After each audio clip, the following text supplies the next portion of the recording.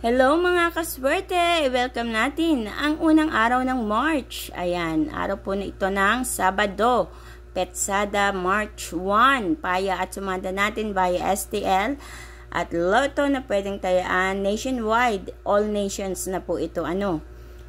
So, ibig sabihin, may mga lugar na lumalabas ang mga numerong ito, may mga lugar na hindi lumalabas. Nangyayari po iyon. Mga kaswerte?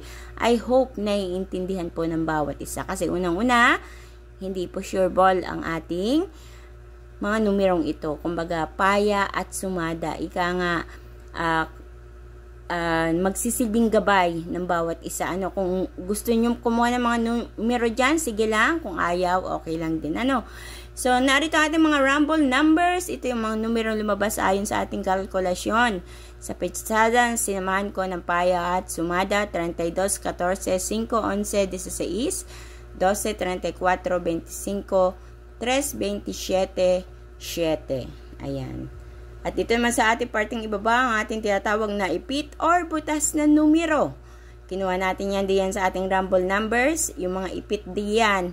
Ayan, pinagsama-sama ko at nilagay ko diyan sa bandang ibaba as an optional, mga kaswerte. Ibig sabihin, pwedeng pagkuhanan ng numero, pwedeng hindi.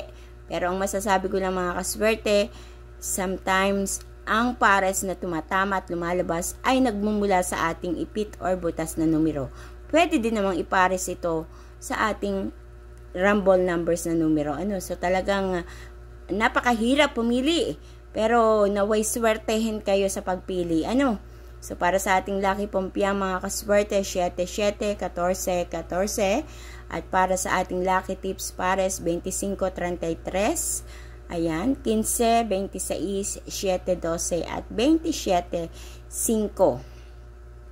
Alam ko sasabihin nyo, lumabas na po iyan. Kung lumabas na po ang mga numerong yan dyan sa inyong lugar, maaaring sa ibang lugar ay hindi pa po ito lumalabas. Paikot-ikot lang po ang mga tumatama. Halimbawa, tumama sa Laguna, mamaya tatama din sa Quezon, sa Batangas, or sa Cavite, or sa Pampanga, Pangasinan. So, hindi natin masasabi talaga, hindi natin mahula na ang tatama.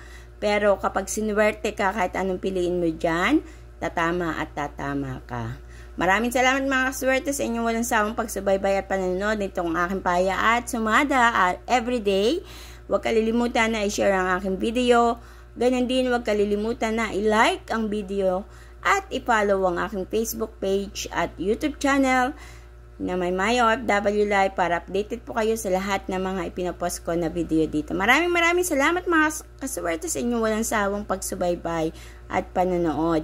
Kaya kita-kits po tayo hanggang sa susunod na paya at sumada. God bless everyone. Mag-iingat po ang lahat.